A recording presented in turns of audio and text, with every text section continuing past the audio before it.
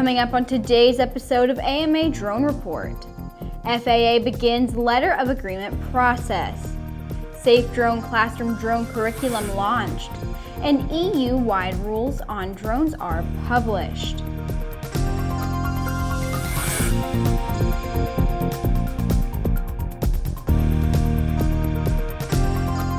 Welcome to Airborne's AMA Drone Report, a weekly news program covering the recreational drone world. In partnership with the Academy of Model Aeronautics, one of the oldest and most respected aviation organizations in the world, with more than 200,000 members and 2,400 clubs across the country. I'm Sophie Herlock. The FAA Authorization Act of 2018 requires all flying sites within controlled airspace to have a letter of agreement with air traffic control facilities. AMA is working directly with the FAA to prioritize this work and ensure that you have the protections you need to continue to fly. However, we need some additional information to accomplish this. Recently, emails have been sent to club officers to ensure correct completion of FAA questionnaire to obtain the information needed for this LOA. Multiple submissions to the same flying site will delay the process of an LOA, so the email was sent only to club officers to coordinate this effort. The FAA plans to have an airspace authorization system, LAANC, for recreational flights operational later this summer. Until then, the only path to fly legally in controlled airspace is at a flying site with an LOA in place. During this new LOA process, the FAA will honor any existing verbal or written agreement the club has with the local ATC. You can determine your airspace classification on the FAA's UAS map. Now let's take a quick look at a few stories making rounds of the small UAS and hobby drone communities. It's time for our Drone Minute.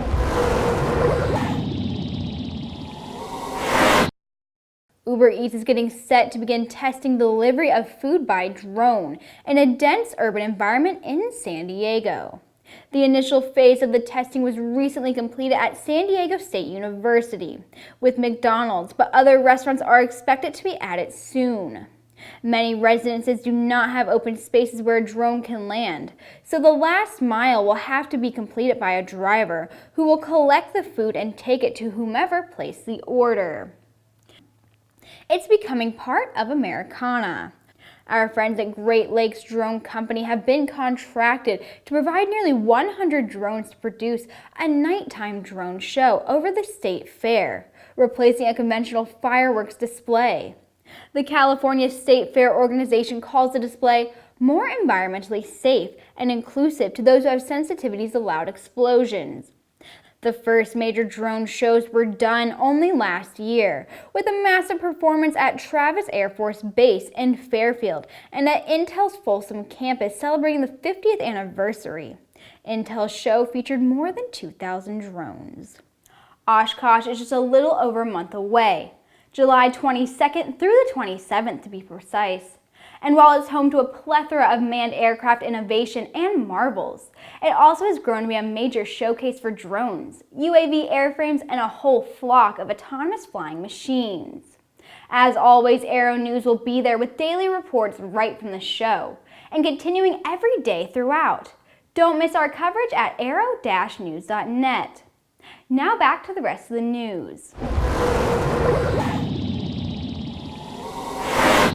SAFEDrone is a classroom protocol for training students to operate drones indoors, ensuring proper training to mitigate risks.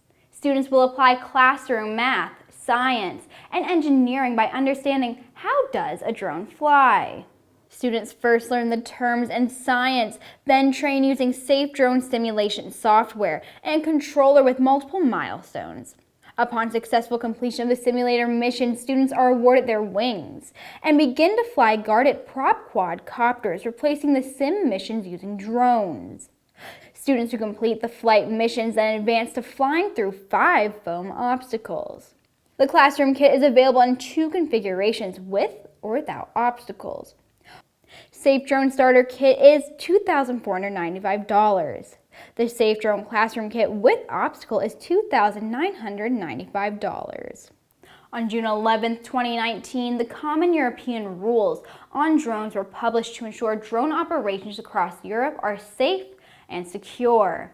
The rules will help protect the safety and privacy of EU citizens while enabling the free circulation of drones and a level playing field with the European Union.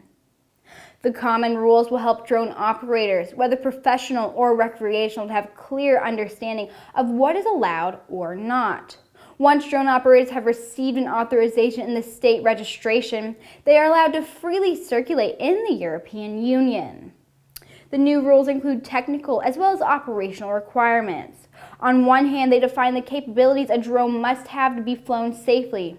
For instance, new drones will have to be individually identifiable, allowing authorities to trace a particular drone if necessary. On the other hand, the rules cover each operation type, from those not requiring prior authorization to those involving certified aircraft and operators, as well as minimum remote pilot training equipment. The new rules will replace existing national rules in EU member states.